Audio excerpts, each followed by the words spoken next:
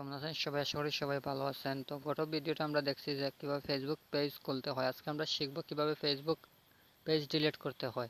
তার আগে বলে নিই বন্ধুরা, আপনি যদি আমার চ্যানেলে নতুন হয়ে থাকেন তাহলে প্লিজ চ্যানেলটি সাবস্ক্রাইব করে সাথে থাকবেন। তো এই জন্য আমরা চলে যাব অফিসিয়াল ফেসবুক অ্যাপসে। তো অফিসিয়াল ফেসবুক অ্যাপসে আসার পর এখান থেকে থ্রি ডটে ক্লিক করব, অথবা আমরা চাইলে সরাসরি প্রোফাইলে ক্লিক করে প্রোফাইলে ঢুকতে পারি।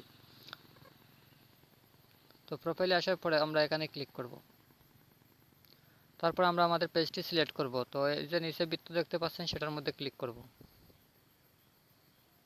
তারপর এখান থেকে আমাদের পেজে সুইচ হবে। তো পেজে চুজ হওয়ার পর আমাদের সামনে এরকম একটি ইন্টারফেস আসবে, সেখান থেকে আমরা এখানে থ্রি ডটে ক্লিক করব।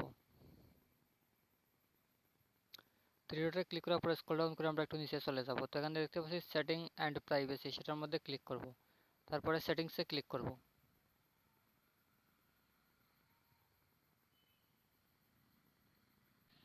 তারপরে আমরা উপরে যে সার্চ বার দেখতে পাচ্ছি সেখানে ক্লিক করব। তো এখানে আমরা লিখব ডিলেট। তো ডিলেট লেখার পর এখানে আমরা দেখতে পাচ্ছি delete Kawsar Ahmed page and information, অর্থাৎ আমার পেজের নাম কাউসার আহমেদ, যার কারণে এখানে কাউসার আহমেদ দেখাচ্ছে, সেটার উপরে আমরা ক্লিক করব। তারপরে এখান থেকে আমরা দুটি অপশন দেখতে পাচ্ছি, একটি হচ্ছে ডিএক্টিভ পেজ আর একটি হচ্ছে ডিলিট পেজ। তাহলে আমরা ডিলিট পেজ সিলেক্ট করব, তারপরে কন্টিনিউ।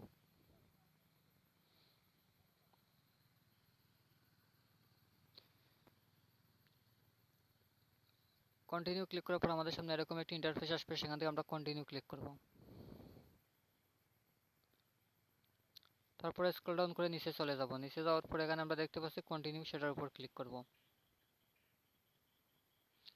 তো এখানে ক্লিক করার পর আমাদের পেজের যে অ্যাডমিন আইডিটা আছে সেটার পাসওয়ার্ড আমরা এখানে দিব। তো আমি দিয়ে নিচ্ছি। তো আমার দেওয়া হয়ে গেছে, এখন আমি কন্টিনিউ ক্লিক করতেছি।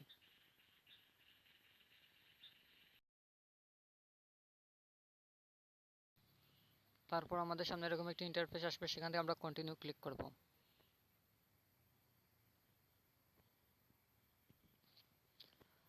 তারপরে ডিলিট পেজে ক্লিক করব। তো দেখতে পাচ্ছেন বন্ধুরা, আমার পেজটি ডিলিট হয়ে গেছে। ধন্যবাদ সবাইকে। আসসালামু আলাইকুম।